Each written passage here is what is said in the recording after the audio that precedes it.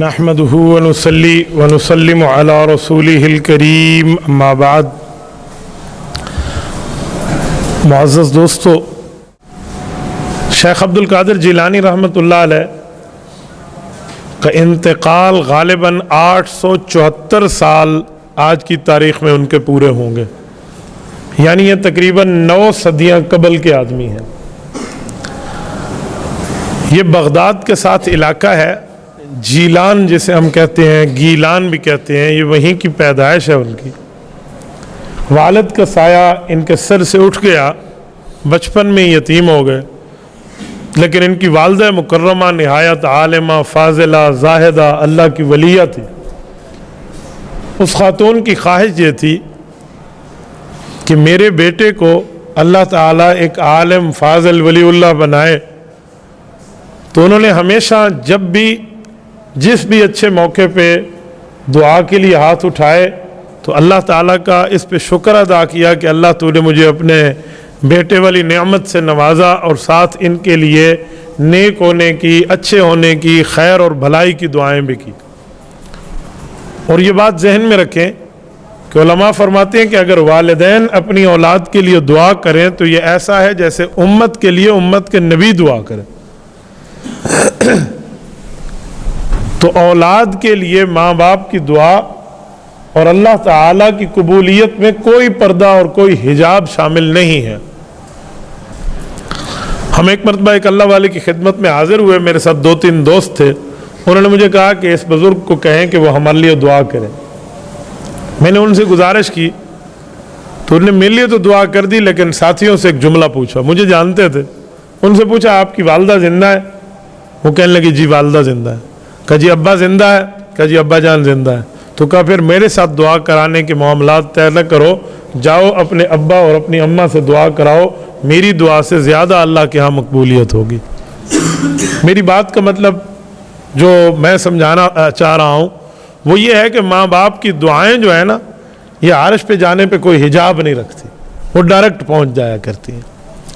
تو حضرت شیخ عبدالقادر جیلانی رحمۃ اللہ تعالیٰ علیہ کی والدہ کی دعائیں ان کے ساتھ تھیں، تو انہوں نے اپنے بچے کو دینی علوم کے حاصل کرنے کے لیے بغداد روانہ کیا۔ یہ عراق کا دارالخلافہ ہے۔ جب انہوں نے اپنے بچے کو وہاں روانہ فرمایا تو اس کو جتنا ان کے پاس ماحضر، کوئی زاد سفر، کوئی وہاں کا خرچ تھا، تو انہوں نے جمع کیا اور وہ بچے کے قمیض کے اندر ایک جگہ میں سی لیا کہ جب ضرورت پڑے گی اس کو اکھیڑ کے انہوں نے اپنی ضرورت پوری کر لینی ہے۔ اور اس مال کی تعداد تھی 40 دینار۔ آپ نہیں سمجھیں گے کہ دینار کیا ہے، آج کل ہمارے ہاں وہ دینار نہیں ہے جو اس زمانے میں دینار ہوتا تھا۔ ہمارے ہاں کویت کے نوٹ کو لوگ دینار کہتے ہیں، تو یہ دینار کاغذ کا ہے، وہ دینار سونے کا ہوتا تھا۔ درہم چاندی کا تھا اور دینار سونے کا تھا، تو وہ دینار تھا۔ اور 20 دیناروں کی قیمت 7.5 تولہ سونا کے برابر تھی، یعنی جس کے پاس 20 دینار ہوتے اس پر زکوٰۃ فرض ہو جایا کرتی تھی سال گزرنے پر۔ اتنی قیمتی یہ جو ہے نا وہ ہے، ایک کرنسی ہے اس زمانے کی۔ تو ان کے پاس تو 40 دینار تھے، یعنی 15 تولے سونے کے برابر ان کے پاس یہ مال موجود تھا۔ 15 تولہ سونا، یہ آج سے میں 850 سال پہلے کی بات کر رہا ہوں، 900 سال انہوں نے رکھا ہوا ہے اور قافلے کے ساتھ سفر شروع کیا ہے۔ اتفاق راستے میں ڈاکہ لگ گیا، ڈاکوؤں نے پورے قافلے کو گھیر لیا۔ ڈاکو تعداد میں زیادہ تھے، صحت میں بھی زیادہ تھے، اور بڑے حساب کتاب میں آ کے انہوں نے گھیرا ڈالا اور لوگوں کے مال کو لینا شروع کر دیا۔ کسی سے پوچھا تیرے پاس کیا ہے؟ اس نے کہا جی اتنے لے لیا۔ کسی ان کی جو شکل تھی نا، ان سے نہیں لگتا تھا کہ ان کے پاس 15 تولے سونے کے لگ بھگ 40 دینار موجود ہیں۔ تو ایک ڈاکو نے پوچھا تیرے پاس کیا ہے؟ بچے چھوٹی عمر تھی۔ ان کو والدہ نے گھر سے چلتے ہوئے فرمایا تھا کہ بیٹا جھوٹ کبھی نہ بولنا، یہ تیرا اور میرا معاہدہ ہے۔ تو اماں کے ساتھ کیا ہوا معاہدہ یاد آ گیا، تو چور کو کہنے لگے میرے پاس 40 دینار ہیں۔ اس نے ایسے کہکا لگایا اور چلا گیا۔ انہوں نے کہا اس کے پاس 40 دینار ہیں۔ وہ جب چلا گیا پھر ایک اور چور آیا، انہوں نے پوچھا بچہ تیرے پاس کوئی مال ہے؟ انہوں نے کہا جی ہاں 40 دینار میرے پاس ہے۔ تو وہ ہنستے اور چلے جاتے کہ بچہ ہم سے اچھا مذاق کر رہا ہے۔ یہ جب 2-3 بندوں تک بات گئی اور ان کا سردار پہاڑ کی چوٹی پہ بیٹھ کے وہ پیسے ویسے اس زمانے کے گن رہا تھا، تو انہوں نے کہا جی پورا کام ہو گیا؟ انہوں نے کہا ایک بچہ ہے بڑا مذاق کرتا ہے، کہتے میرے پاس 40 دینار ہے۔ انہوں نے کہا پتہ نہیں ہو بچے کے پاس، یار ذرا لے آؤ اس کو۔ تو وہ ان کو اٹھا کر لے گئے، وہ سردار چوٹی پہ بیٹھے، انہوں نے اس کو پیش کر دیا۔ وہ بیٹا تیرے پاس کیا ہے؟ کہا جی 40 دینار ہے۔ وہ ہکا پکا رہ گیا، کہاں ہے؟ تو انہوں نے کہا میری اماں نے اس بغل کی گٹھڑی میں سی دی ہے۔ نے قمیض نکالی تو وہ اس کو ادھیڑا تو 40 دینار نکل آئے۔ تو وہ ڈاکوؤں کا سردار تھوڑا سا حیران ہو کر اس بچے سے پوچھنے لگا کہ بیٹا آپ چاہتے تو ہم سے چھپا بھی سکتے تھے، ہمیں نہیں پتہ چلا، ہم تو اپنا کام پورا کر کے یہاں سے جا رہے تھے، لیکن تو نے کیوں ایسے بتایا؟ تو نے کہا جناب میں نے اپنی اماں سے معاہدہ کیا تھا کہ امی میں کبھی جھوٹ نہیں بولوں گا، تو مجھے ماں سے کیے وعدے کا پاس تھا، تو اس لیے میں نے جھوٹ نہیں بولا۔ یہ جملہ کہنا تھا کہ اس بندے پہ اللہ کا خوف طاری ہو گیا، اور وہ شخص زار و قطار رونے لگا، اس کی آنکھیں آنسوؤں سے ڈگمگانے لگی۔ ساتھیوں نے پوچھا کیا ہوا سردار؟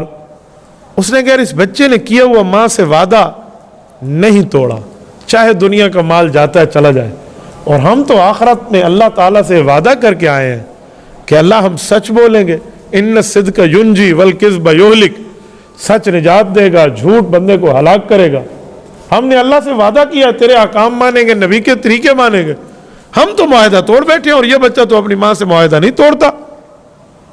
تو اس نے کہا میں تم سب ساتھیوں کو گواہ بنا کے کہتا ہوں کہ آج تک تم میری چوری کے گواہ تھے، آج تم میری توبہ کے گواہ ہو جاؤ۔ میں آج توبہ کرتا ہوں علی اعلان، اور جتنا مال لوگوں سے لیا تھا میں ایک ایک کے پاس جا کر کوشش کروں گا کہ اس کا مال اس کی دہلیز تک پہنچا کے ہوں۔ جب اس نے توبہ کی تو ان کے ساتھی بھی رونے لگے، انہوں نے کہا سردار ہم نے آپ کا ساتھ دیا آج تک، ہم بھی اس کام سے توبہ کرتے ہیں۔ اور یہ سارے کا سارا مال قافلے والوں کو لوٹایا اور باقی مال کی ترتیب انہوں نے بنائی۔ یہ شیخ عبد القادر جیلانی رحمۃ اللہ کے بچپن کے اندر صدق اور حیا ہے کہ اللہ تعالیٰ نے اس ایک بچے کے صدق زبان کی وجہ سے پورے قافلے والوں کے چوروں کو ہدایت عطا فرمائی۔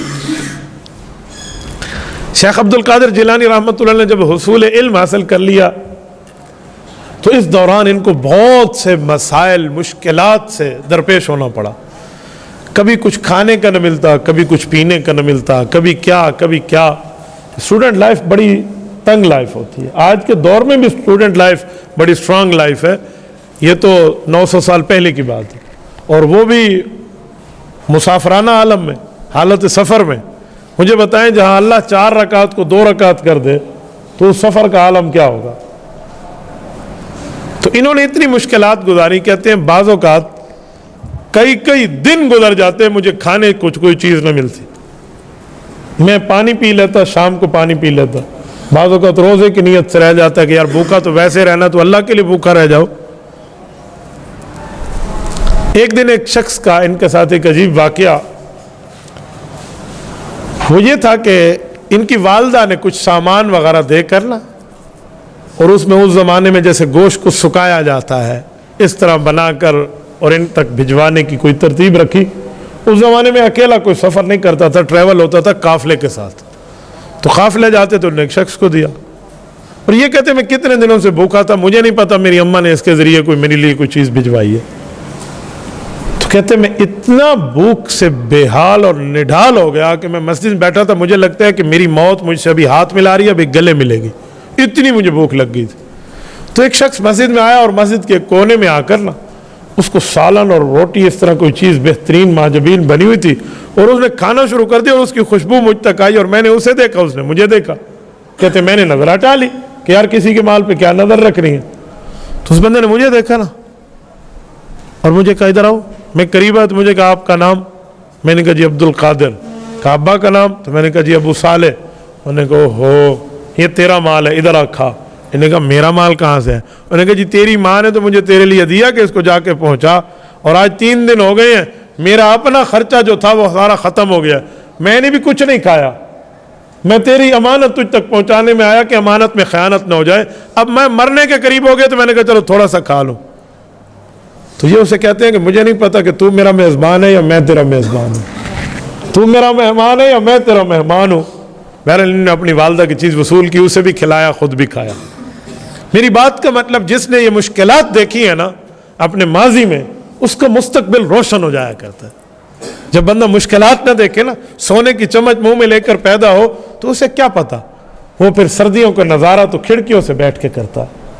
وہ کہتے ہیں وہاں سے مجھے بادل نظر آ رہے ہیں، وہ سردی ہے، اچھا وہ گرمی ہے، اس نے دور سے دیکھنا ہے۔ اور جو ان چیزوں سے خود دو چار ہوا ہو نا، اس کے لیے زندگی کا کچھ اور معاملہ ہوتا ہے۔ حضرت ابو ہریرہ رضی اللہ تعالیٰ عنہ کے بارے میں آتا ہے کہ ایک مرتبہ ان کو منہ صاف کرنے کے لیے وضو کے بعد کاٹن کا ایک کپڑا دیا گیا، تو کاٹن کتان کا کپڑا عرب میں بڑا اس زمانے میں نایاب ہوتا تھا۔ ان نے منہ خشک کیا تو پھر رونے لگے، کہنے لگے بخا ابو ہریرہ، ابو ہریرہ تو نے کیا قسمت پائی۔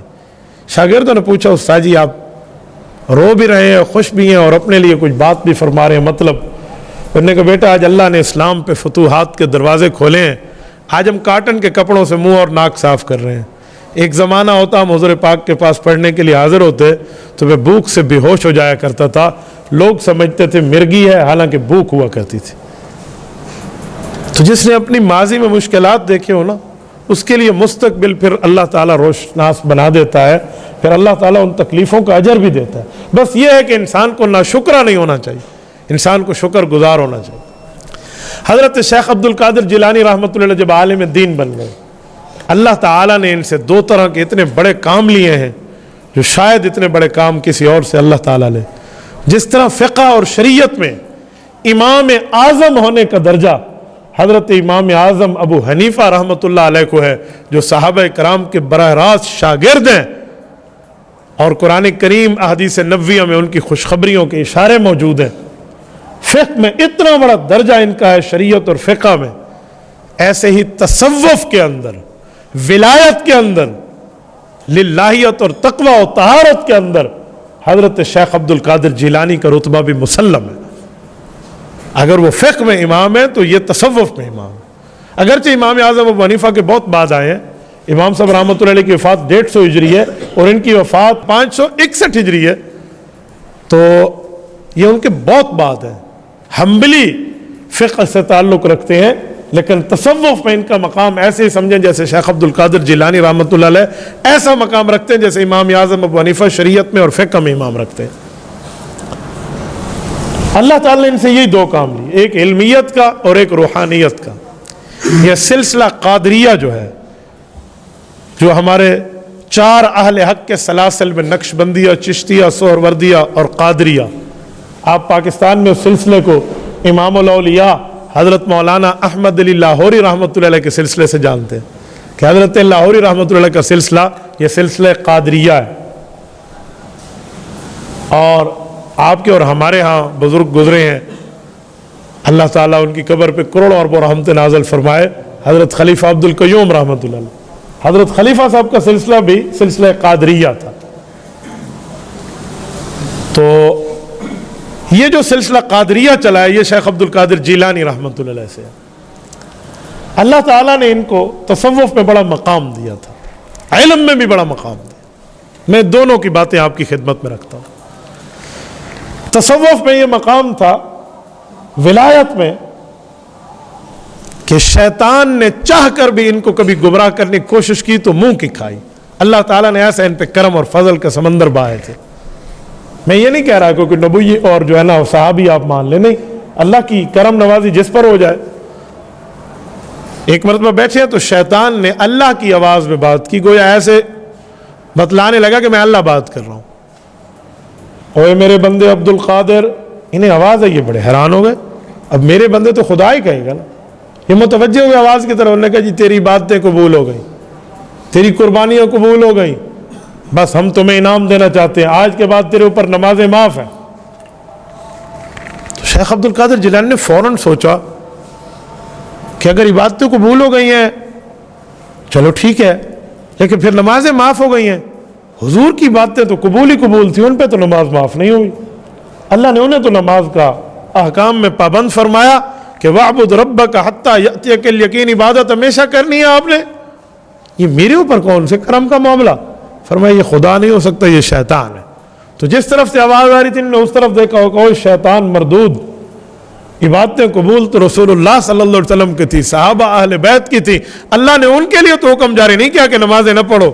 تو مجھے گمراہ کرنے آیا ہے، جا دفع ہو جا. اب دیکھیں کتنے بڑے شیطان کے وار سے یہ نکلے اور دل ہی دل میں اللہ کا شکر ادا کرنے لگے.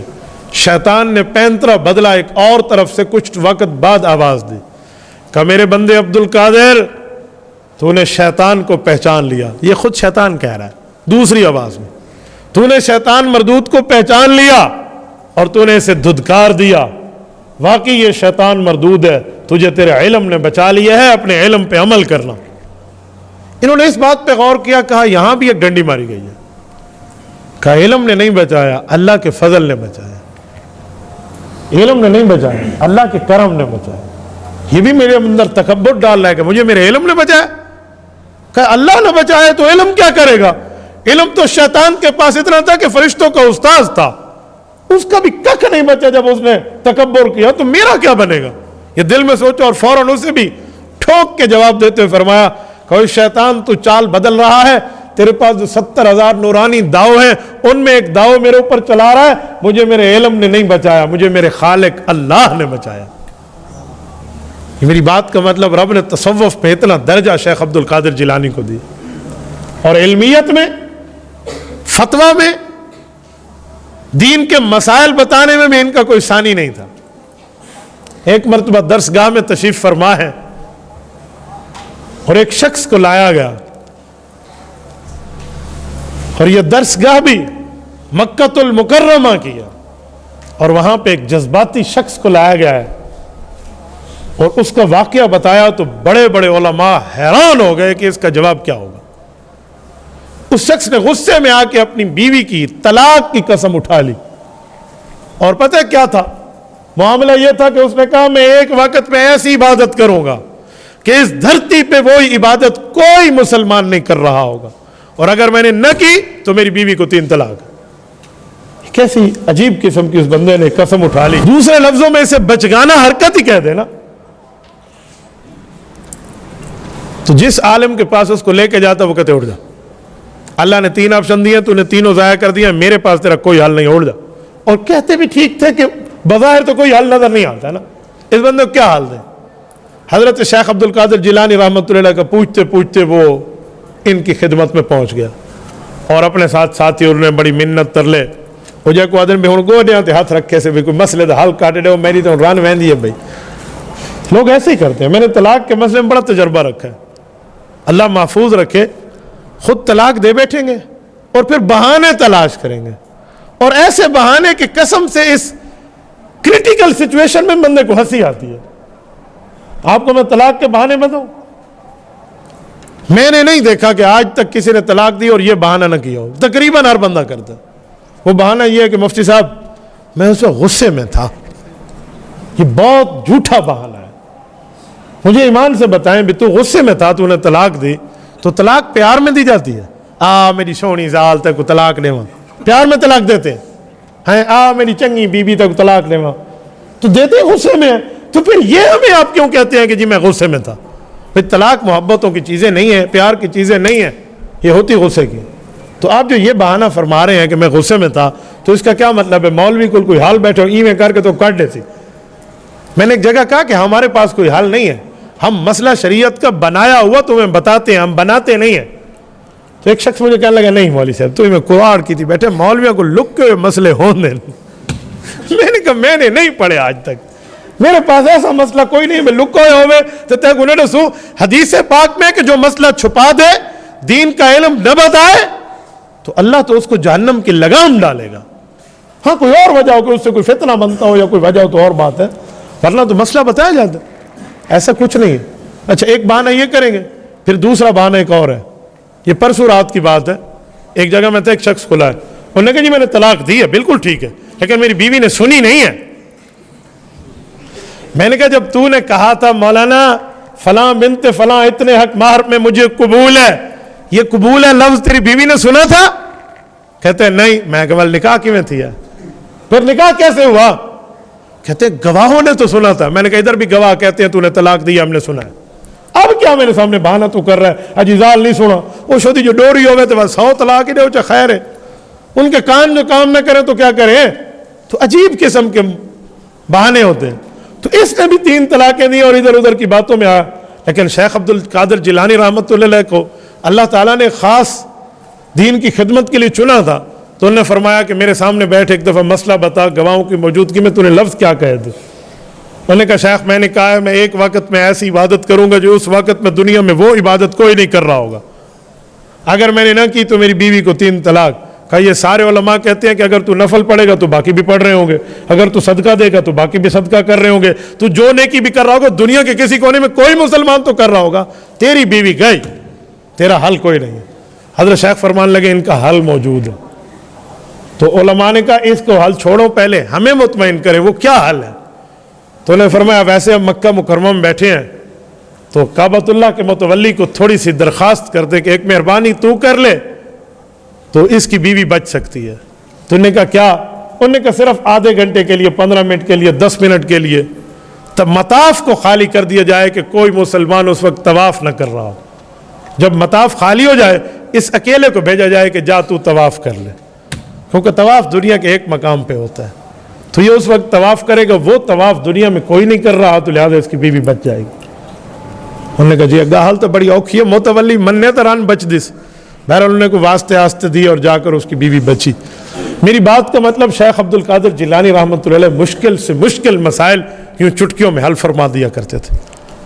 اللہ تعالیٰ نے اس شخص کو علوم دین میں, تصوف میں, ولایت میں, خانقاہ میں, للہیت میں, تقوی, طہارت میں وہ مقام عطا فرمایا تھا کہ اس جیسا مقام اس دھرتی پہ نہیں ملتا. ان کی تعلیمات اگر ہم لوگ پڑھیں, ان کی تعلیمات دیکھیں تو انہوں نے ماں باپ کی عزت اور احترام, علماء کی عزت اور احترام, چھوٹے پہ شفقت, بڑوں کی عزت, نمازوں کی پابندی, شریعت کی پابندی, سنت کی پابندی, دینی امور کی پابندی. غلطی ہو جائے تو فوراً اللہ کے سامنے توبہ استغفار, اپنی غلطی پہ ڈٹ جانا نہیں. گناہ ہو جائے تو فوراً غفار کے سامنے بات سوچو کہ اللہ میرے گناہ سے بڑی تیری رحمت ہے, میری گناہ کو معاف کر دے. اس طرح مانگے تو رب تمہاری زندگی بدل دے. یہ ان کی تعلیمات. آج تعلیمات ان کی ڈھول پر سنائی جاتی ہیں, نعوذ باللہ من ذالک. اس سے شیخ عبد القادر جیلانی مبرہ ہے. یہ ڈھول باجوں کی تعلیمات ان اکابر کی تعلیمات نہیں ہیں. اور 11 ربیع الثانی سن 561 ہجری, غالباً آج سے 874 سال پہلے آج کے دن میں ان کا انتقال ہے. اللہ پاک ان کی قبر پہ کروڑوں اربوں رحمت نازل فرمائے. کچھ لوگ ہمارے بھائی اللہ ان کو ہدایت عطا فرمائے, شیخ عبد القادر جیلانی رحمۃ اللہ علیہ کی وفات کے دن 11ویں شریف کا دودھ بانٹتے ہیں. کوئی پوچھے جی کیا مسئلہ ہے؟ کہتے ہیں اس دن انہوں نے دودھ پیا تھا تو ہمیں دودھ بانٹنا چاہیے. بہت اچھی بات ہے, کوئی نہیں مسئلہ. آپ اس دن انہوں نے دودھ پیا تو آپ دودھ بانٹ دیں, لیکن جس دن انہوں نے شادی کی ہے تو اس دن آپ شادی تو نہیں فرما دیں. آپ تو 40 سال کمارے رہتے ہیں, اس دن آپ شادی بھی فرما لیں. شیخ عبد القادر جیلانی کی 4 بیویاں ہیں, ایک کم 50 بچے ہیں, 27 تو ان کے بیٹے ہیں, باقی ان کی بیٹیاں ہیں. بسم اللہ فرمائیں. آپ شیخ عبد القادر جیلانی کی اس ترتیب پہ بھی عمل کریں.